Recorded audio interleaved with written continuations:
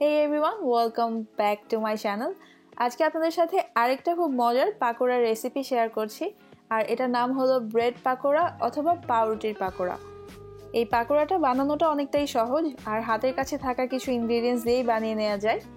খুব মজার এই পাকোড়াটা বানাতে সময়ও কিন্তু খুব বেশি দরকার হয় না, তাই আমি আশা করছি আমার আজকের ভিডিও আপনাদের কাছে ভালো লাগবে। ভিডিও ভালো লাগলে আর আমার চ্যানেলে আরও অনেক নতুন রেসিপি দেখার জন্য আমার চ্যানেল সাবস্ক্রাইব করবেন আর ভিডিওগুলো আপনাদের ফ্রেন্ডস অ্যান্ড ফ্যামিলির সাথে শেয়ার করবেন।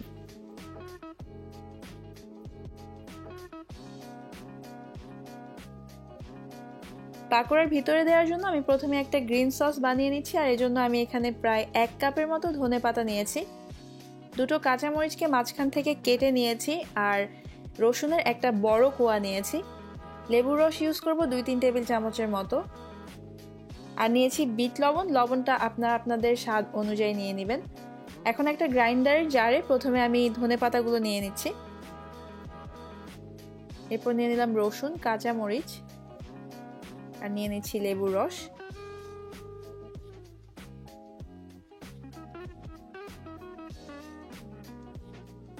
লবণটা নিয়ে নিলাম। এখন আমি এতে সামান্য পানি অ্যাড করছি, আমি প্রায় 1 টেবিল চামচের মতো পানি দিয়েছি। এখন এটাকে আমি গ্রাইন্ড করে নিব আর এটার একটা স্মুথ পেস্ট বানাবো।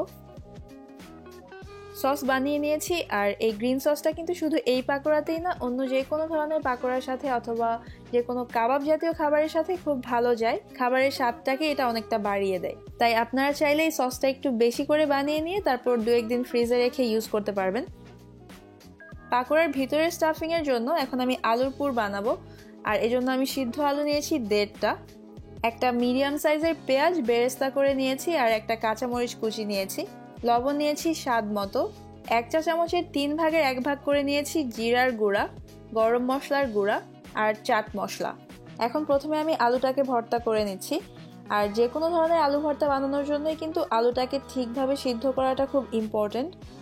অনেক সময় আমরা আলু সিদ্ধ হয়ে যাওয়ার পর নামিয়েই সরাসরি ঠান্ডা পানিতে ভিজিয়ে ফেলি আলুটা জলদি ঠান্ডা করে নেওয়ার জন্য, কিন্তু এই কাজটা করা যাবে না। চেষ্টা করতে হবে আলুর পানিটা চুলায় শুকিয়ে ফেলার জন্য, আর যদি সেটা না সম্ভব হয় তাহলে সিদ্ধ হয়ে যাওয়ার পর আলুর পানি ফেলে দিয়ে তারপর আলুটাকে শুকিয়ে নিতে হবে।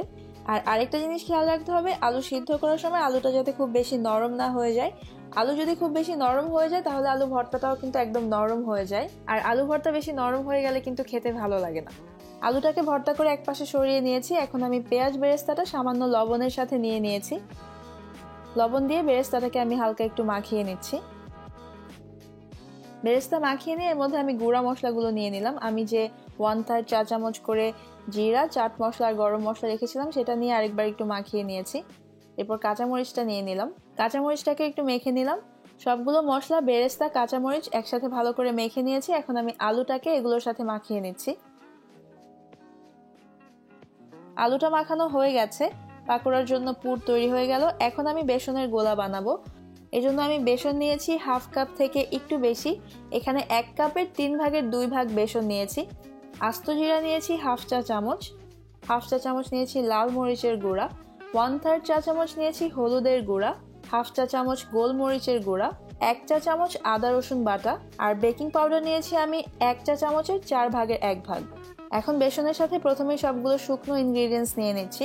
আমি আস্ত জিরা, হলুদ মরিচের গুঁড়া, গোলমরিচের গুঁড়া, বেকিং পাউডার আর লবণটা নিয়ে নিলাম। এখন এই শুকনো ইনগ্রেডিয়েন্টসগুলো আমি একটু ভালোভাবে মিশিয়ে নেব। এরপর এর মধ্যে আমি আদা রসুন বাটাটা নিয়ে নিলাম, আরেকবার একটু মিশিয়ে নিব।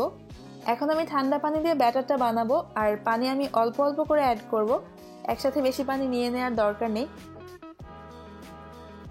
পানির সাথে বেসনটাকে খুব ভালোভাবে মিশিয়ে নিয়েছি আর এটাকে ভালোভাবে নাড়ার জন্য এখন আমি চামচ সরিয়ে একটা হুইস্ক নিয়ে নিয়েছি। বেসনের এই ব্যাটারটা কিন্তু একদম স্মুথ হতে হবে, এটাতে কোনো লাম্পস থাকা যাবে না। আর এই ব্যাটারটা খুব বেশি ঘন বা খুব বেশি পাতলা হবে না, এটা মোটামুটি ঘন কনসিস্টেন্সির একটা ব্যাটার হবে। চামচে নিয়ে ঢাললে পরে যাতে এটা খুব সহজে পড়েও না যায় আবার চামচে আটকেও না থাকে, এরকম হতে হবে। পাকোড়া বানানোর জন্য আমি 4টা পাউরুটির স্লাইস নিয়েছি। 4টা পাউরুটি স্লাইস থেকে 4টা পাকোড়া হবে। আর আপনারা যদি পাকোড়া বেশি করে বানাতে চান সেক্ষেত্রে পাউরুটি আরও বাড়িয়ে নেবেন এবং বাকি ইনগ্রিডিয়েন্টসগুলো সেভাবে করে বাড়িয়ে নিতে হবে। এখন একটা পাউরুটি স্লাইসে আমি যে গ্রিন সসটা বানিয়ে রেখেছিলাম সেটা এভাবে অল্প করে নিয়ে লাগিয়ে নিচ্ছি। আপনারা চাইলে এই সসটা কম বা বেশি করে লাগাতে পারবেন, তবে এটা একটু কম করে লাগানোই ভালো, কারণ যেহেতু মরিচ দিয়ে বানানো হয়েছে এটা যথেষ্ট ঝাল আছে। আর এখন একইভাবে আমি সবগুলো পাউরুটি স্লাইসে এই সসটাকে মাখিয়ে নিচ্ছি। সবগুলো ব্রেডের সস লাগিয়ে নিয়েছি। এখন এখান থেকে একটা ব্রেড নিয়ে আমি এর উপর আলুর পুরটাকে এভাবে করে বসিয়ে দিচ্ছি। আমি যতটুকু আলুর পুর বানিয়েছিলাম সেখান থেকে অর্ধেক পরিমাণটা আমি এই একটা ব্রেডের উপর লাগিয়ে নিয়েছি। এখন আরেকটা ব্রেড স্লাইস এনে আমি এর উপর এভাবে করে বসিয়ে চেপে নিলাম। বাকি অর্ধেকটা আলুর পুর আমি আরেকটা ব্রেডে লাগিয়ে নিয়েছি। এরপর আরেকটা ব্রেড স্লাইস দিয়ে আমি এভাবে করে ঢেকে চেপে দিয়েছি। আর এখন একটা নাইফ দিয়ে আমি এটাকে এভাবে কোনাকুনি করে কেটে নিচ্ছি। আর আপনারা চাইলে এটাকে আরও একটা ভাগ করে নিতে পারেন, কিন্তু আমি এটাকে এতটুকুই রাখছি।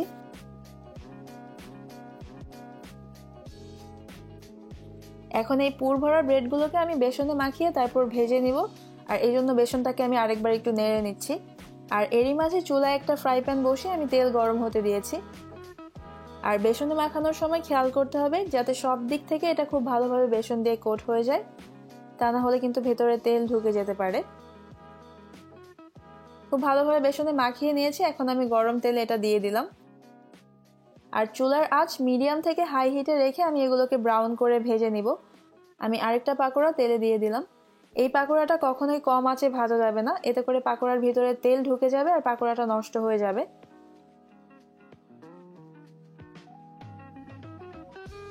পাকোড়ার একটা পাশ যখন হালকা ব্রাউন হয়ে গেছে তখন আমি এটাকে উল্টে দিচ্ছি।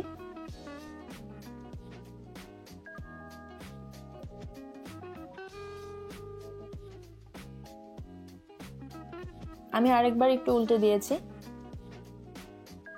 পাকোড়ার দুটো পাশে আমি ব্রাউন করে ভেজে নিয়েছি। এখন আমি তেল ঝরিয়ে পাকোড়াটাকে একটা কিচেন টাওয়েলের উপর তুলে নিচ্ছি।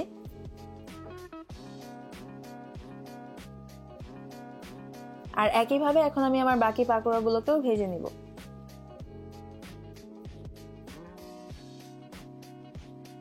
আমার সবগুলো পাকোড়া ভাজা শেষ। আর আপনারা চাইলে এই পাকোড়াগুলোকে এভাবেও সার্ভ করতে পারেন, আবার চাইলে মাঝখান থেকে কেটে নিয়ে সার্ভ করতে পারেন।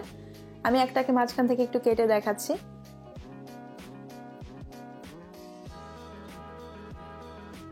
খুব সিম্পল কিছু ইনগ্রেডিয়েন্টস দিয়ে বানানো এই পাকোড়াটা খেতে অসম্ভব মজার। আপনারা সেটা বাসায় বানালেই বুঝতে পারবেন। আর আমার মনে হয় যে বানালে পরে এটা খেয়ে সবাই অনেক পছন্দ করবে। আর আমি আশা করছি আপনারা বাসায় এটা অবশ্যই বানাবেন। বানালে আমাকে জানাবেন আপনাদের কাছে কেমন লেগেছে। আর আমি আরও আশা করছি আমার আজকের ভিডিও আপনাদের কাছে ভালো লেগেছে। ভিডিও ভালো লাগলে আমার চ্যানেল সাবস্ক্রাইব করতে ভুলবেন না। আর আজকের ভিডিও দেখার জন্য আপনাদের সবাইকে অনেক ধন্যবাদ। সবাই খুব ভালো থাকবেন। আল্লাহ হাফেজ।